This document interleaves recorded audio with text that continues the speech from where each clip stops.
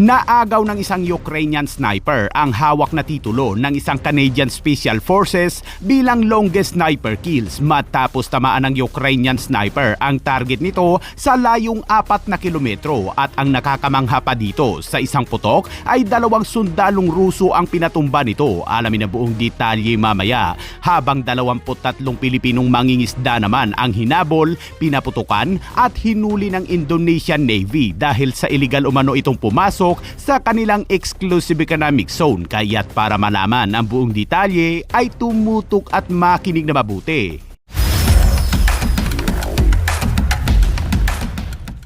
Sa patuloy na bakbakan ng Ukraine kontra Russia, isang Ukrainian sniper ang iniulat na tumodas ng 2 sundalong Ruso sa pamamagitan ng isang bala lamang mula sa layong 4 na kilometro. Grabe! Sa footage ay makikita ang isang Ukrainian sniper na kumikilos malapit sa Pokrov-Mirnograd frontline na nagpapaputok sa bintana ng isang gusali.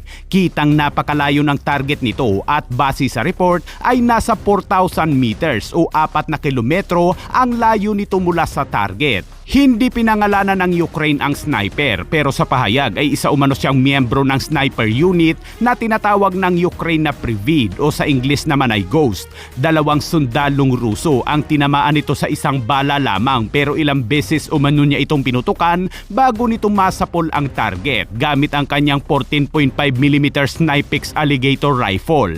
Base sa report, gumamit umano ito ng artificial intelligence at drone. Kaya naman mapapansin sa footage na bumabaril ito ngunit hindi ito sumisipat sa scope ng kanyang baril kundi sa isang monitor habang tinatarget ang 2 Ruso na nagpapahirap umano sa pag-abante ng mga Ukrainian army. Mabilis na kumalat ang kanyang video online at marami ang humanga sa husay ng nasabing Ukrainian sniper dahil bukod sa kakaibang pamamaraan ng pagbaril nito ay nilampasan nito ang world longest sniper kills record na hawak ng isang Canadian Special Forces at Australian sniper at kasama din itong Ukrainian sniper na si Vyacheslav Kowalski.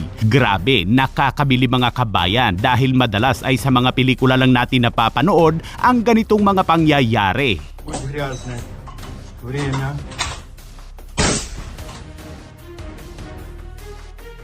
At sa ibang balita naman mga kabayan, hinabol ng Indonesian Navy ang isang barko na iligal umanong pumasok sa kanilang karagatan.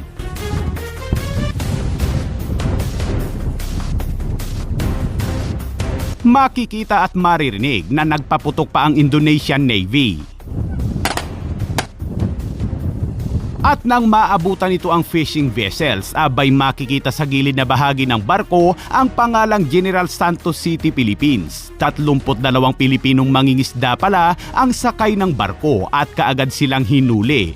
Ayon sa Indonesia, ang mga Pilipino ay iligal umanong nangisda nang hindi nagtataglay ng mga valid business licensing documents mula sa gobyerno ng Indonesia. Tidak melukai, ada peringatan. Ke Singau, Febri James melaporkan.